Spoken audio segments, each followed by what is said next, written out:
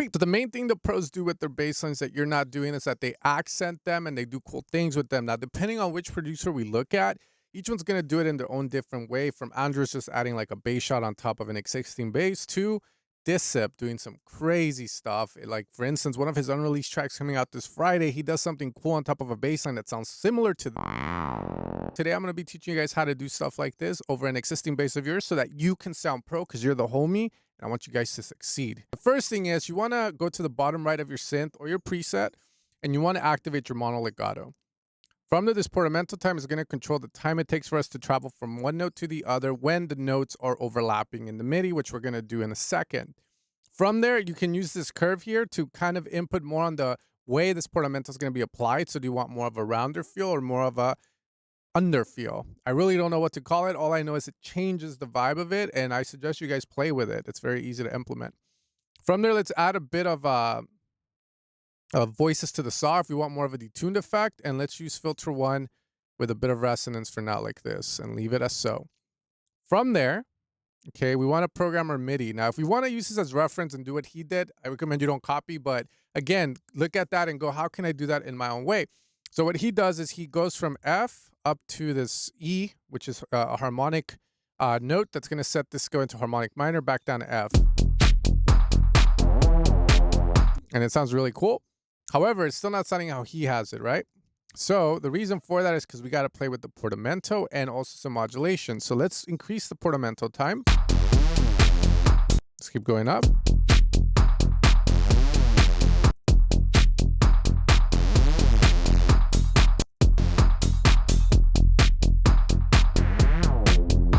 Okay, so let's say we got it there. Again, portamento and the curve is what we want to focus on.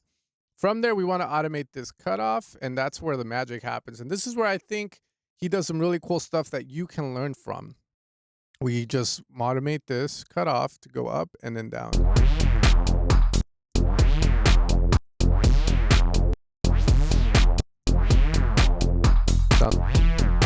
Oh, there it is, portamento down. Yeah. One more down. Let's go one voice. That sounds great, doesn't it? Okay, and again, this is a bass accent that's occurring at the end. You can cut off some of the low end on this accent, and then you can start to add effects. Like I believe he adds a flanger. Step back. Gives it a vibe. And then you can also add reverb and delay to just make it sound bigger than everything else. And now you get... And it's little things like this, the ideas of doing this that I want to implement in your head using some proven to work artists, right? These guys are killing it, so that you can make better music. Now let's say that we have this, right?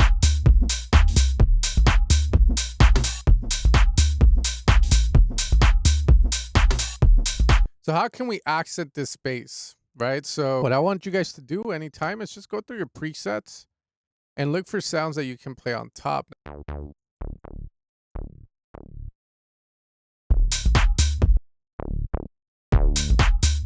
So I'm going to choose to add one here at the beginning. It's the simplest one we can do. It's the more common one.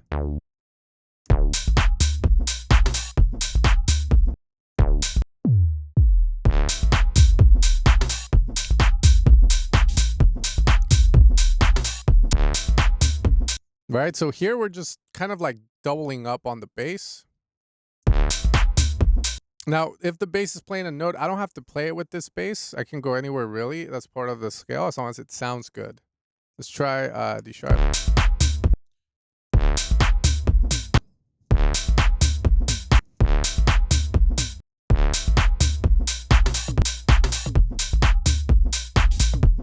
That we want to make our own sound. Let me show you guys some cool stuff you can do without presets. So for instance, let's say that I just want to go with Serum. If you want to do wubs, just grab your saw, start off with like a low pass filter like this. Right, we're gonna cut out some of the low end there. And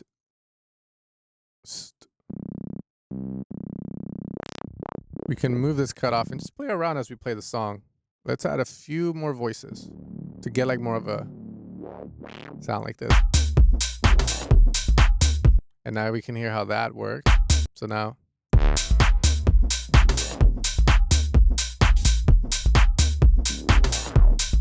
right? If I like that, and now if we hold A when this is off, we go into automation mode, and now with our cutoff, we can do this cool little thing we did.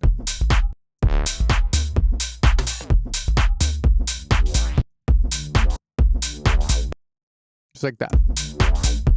And there we go. So now here, I'll use a preset. Just anything really can work there. Doom, doom. And there we go. We got that nice. And let's delete that. And from there, if you wanted to apply any melody or any pitch downs, you can also do it. How about we do some pitch jumps?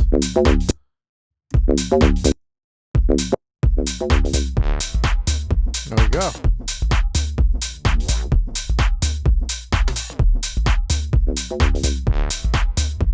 And you can simplify these more if you choose. Gets a little too busy.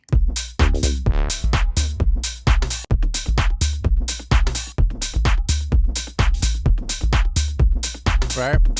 And I can add a synth loop and maybe that will work.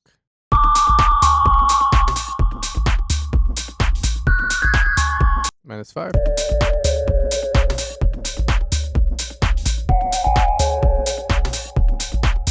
Right? But it's still rather dull and boring.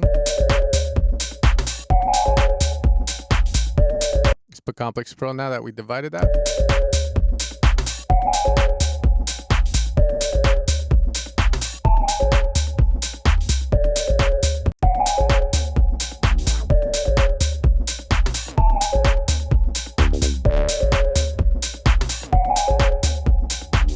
Cool, right? Like it adds a lot. Obviously, you might want to fine tune if some of the bass accents are overlapping, but everything interacts well when we do something like this.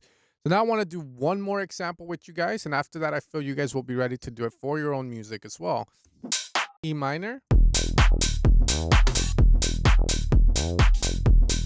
So now, again, we're just going to open up Serum 2 and get a bass in there. It's very interesting.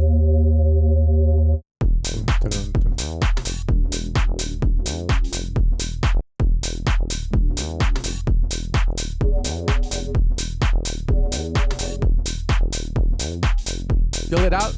This one's a harder one because the bass is actually pretty busy and doing a lot of interesting stuff. So we got to be careful.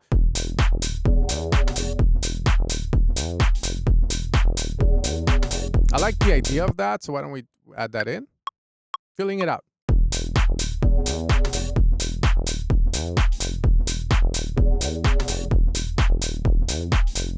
There we go. Command A, Command U.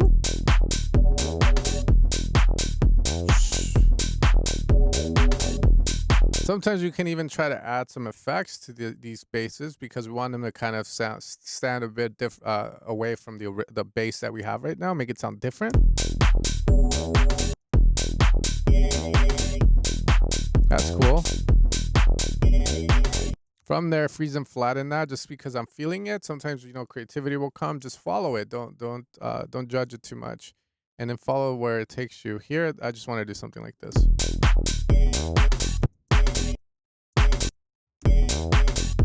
No.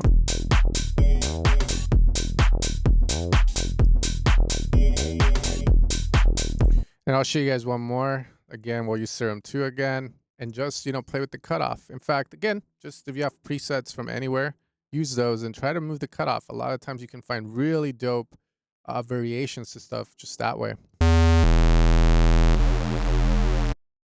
See if we can add this high pass from here. And then move this.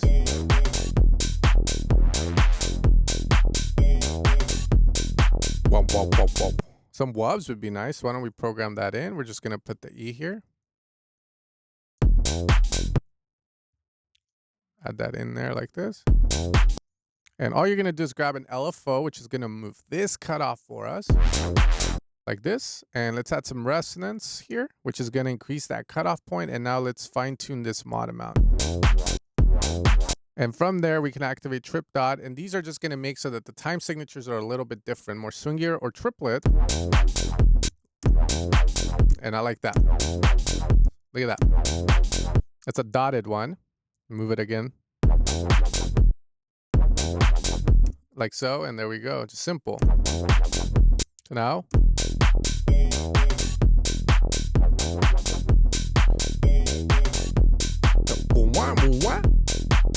why don't we do that one? Here, this guy, if you're feeling a little spicy, turn it into Hertz mode. This makes it so that it's free. And then you can automate that as well.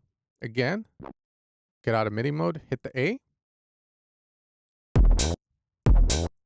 And just, have fun with that. That's kind of cool.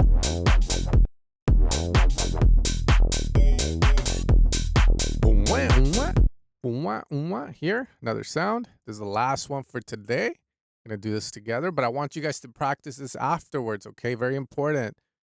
Watch the video and practice afterwards. Get some bass loops in there, whatever you want. Maybe you have a song and implement. And then let me know how you do. Let me know how it goes. Here, the pua pua, it's just going to be octave jumps with the glide, like what's his name did. Doing.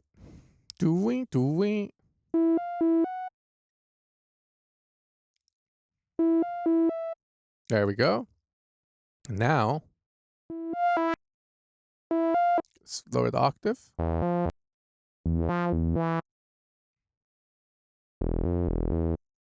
Let's use a bandpass instead, which is literally going to be a cut like this. Cuts the lows and the highs and centers in on a frequency. And now if you want to, you can set your LFO here. Set it to free instead.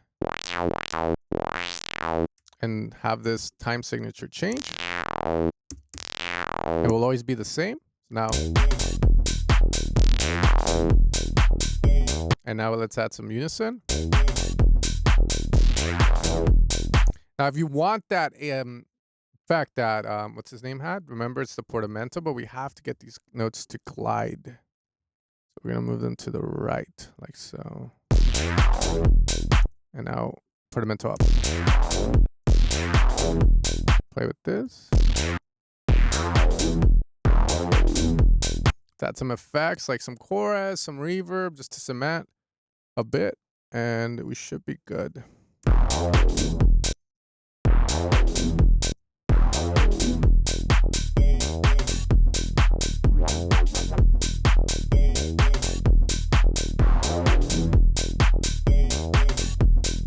There you go. You create bass axes on top. But this, I guarantee you, when I get students that ask me, yo, where can I improve, etc., these are things I look for if they're doing stuff like this. And this technique can work anywhere. Again, it's all about accenting parts of the main idea that people are paying attention to, just to add more depth to it. We're not cluttering up too much, because a lot of times we're hitting with the bass and just repeating what it's saying or supporting what it's saying with these effects. But these is what keeps the track interesting for the listener. So if you guys enjoyed this video and you want to support the channel, make sure to check out evosounds.com. That's where you can find all of my sound design work. I have Deceiver 7 coming out at the end of this week, and expect more fancy tutorials. Now that I'm done with that pack, I have a lot more time to make videos, and I can't wait to help you guys make your songs better so you can get them signed, and together we can get you to play something out and be proud of. With that being said, you guys take care, and you guys have a great rest of your day.